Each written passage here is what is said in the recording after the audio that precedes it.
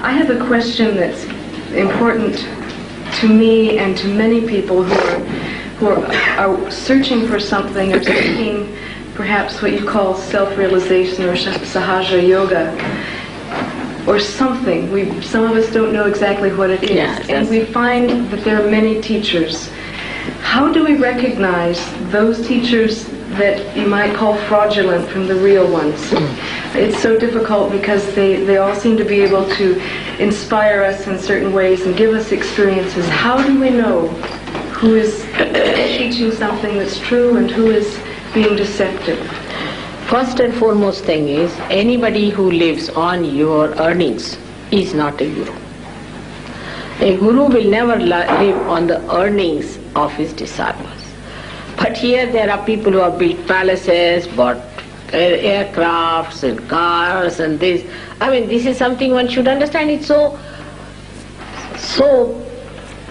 open to you to understand. I mean, I cannot understand more obvious thing that this one is. That it's a parasitic living, and you cannot have a parasites as your gurus. They can be parasites, but not your gurus. That's one of the things. And if you can, I mean, you can retain some people, you know. If you want, because you are rich people, you can retain some. That's a different point. But you cannot have them as gurus. Guru has to be a higher personality, you see. Now, you have seen Christ was such a great incarnation. He didn't take any money from anyone. He was a carpenter's son, and he used to do carpentry himself, and he lived like a modest man.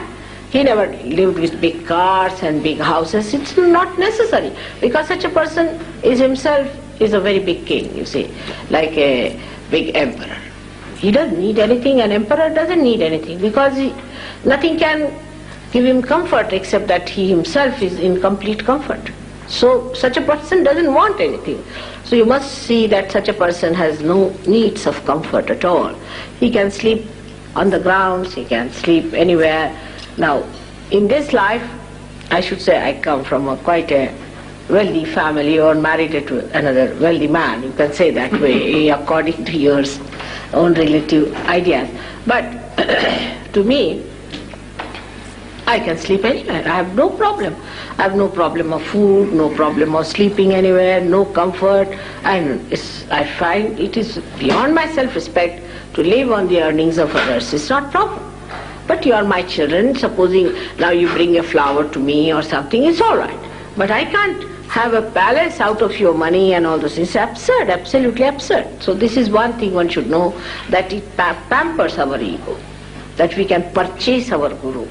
We can purchase our self-realization. You see, this is a very subtle pampering, and that's how people accept. You see, they don't want to accept a person who says you cannot offer anything, it's too much for them. Or maybe that, secondly, could be that people think that if you pay something, then you get attached to it, you go through it, whatever it is. Say you have paid for a ticket, and you find that the whole play is horrid, you can't bear it, but you have to go through it because you have paid for it. That's a human nature, you see. That's a human nature. I have seen that they do it, and that's what it works out.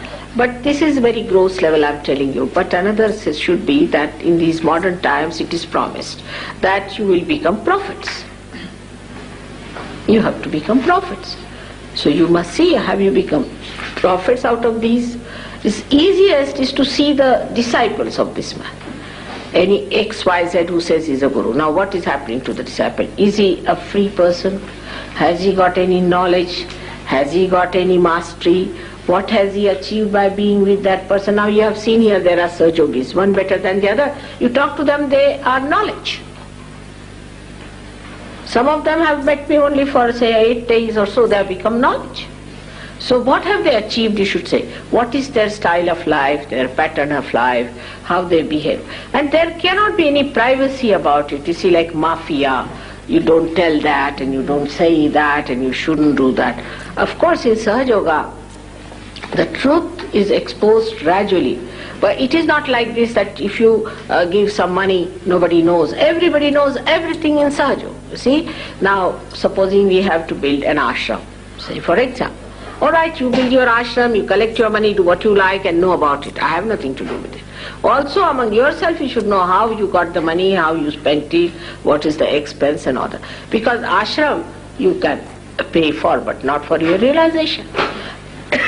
And this is one thing, is very important, that what you get out of it is important, that you should become a prophet. Have you become a prophet? Then thirdly, you must know that if you are going from one to another, what we call guru shopping business, that means you have not found it. Otherwise you would just settle down. But some people are so weak that they do settle down with one and are finished with them. You must always see the people who go to these gurus, what have they got? Have they got their transformation? Because this is the age of transformation. Mataji, what about teachers or gurus who produce miracles? You go to a guru who will materialize something out of the air and say this is divine. This is all jugglery. It's all jugglery. And also, you see, now supposing somebody says, I produce a diamond. Now these people come from India. Why don't they solve the financial problem of India?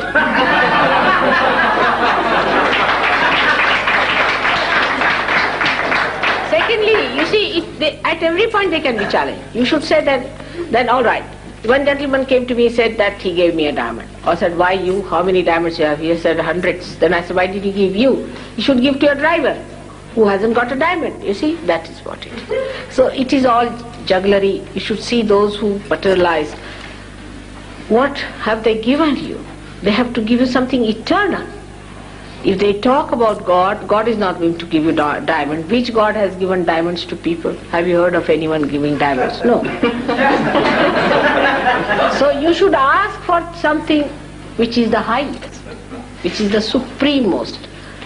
Now the fourth thing, which is very important, that whatever experiences you get, for example, some people start just like jumping, some start shouting, some start behaving like animals, and they say, oh, that's what is coming out, you're taking out, you see. They feel very bad, they get horrible diseases, they get into troubles, and they get into pains, and all sorts of things, and contortions. They say, now your subconscious is coming out. Nothing has to be brought out. That's one thing you must know. The subconscious, as I told you, is on the left-hand side, and the supraconscious on the right-hand side. What you have to do is to ascend in the center and come up. Above your head is the super consciousness. And when you become that, then you develop collective consciousness. So those who want you to become like frogs, again, you must know that you are not going to become frogs anymore now. That's not anyway evolution. The evolution has to go higher, not becoming frogs or earthworms, you see. And if you start crawling, it is simple mesmerism. Anybody mesmerizes can do these tricks, you see. It's simple mesmerism. And then to believe that now you are surrendered and all that is all nonsense, you see. It has no meaning to realization. In realization you just become the master. You become the master of it. There are many people in this country who came and lured you by their talks also, talking big about Brahma, Atma Tattva, this, that and everything. That is not the way you can, that is what is just the pendulum moving from Christian sermon to Hindu sermon, and from Hindu sermon to Islamic sermon, from there to the Rabbi sermon. You see, it goes on like that, you see. That's not the way. You have to rise higher within yourself. And that's why those who lecture about these things are really sometimes can be very, very dangerous. And so many have died of cancer, this, that. I don't know what to say, that people who go to these people get into very bad troubles and suffer so much. And then on top of that, when all this happens, they say, you must suffer. That's a very good excuse, you must suffer. You must pay to suffer. You pay money to suffer. And then people go on suffering. Now one thing I have to tell you, that Christ has suffered for us. We don't have to suffer anymore. Those who deny His sufferings will have to go for suffering. All right, have it.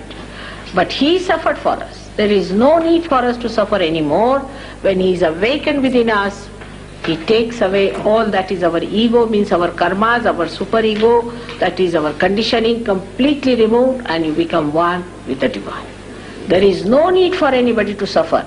And this idea of suffering is all nonsensical. You should not suffer at all. Good. I'm glad it's over.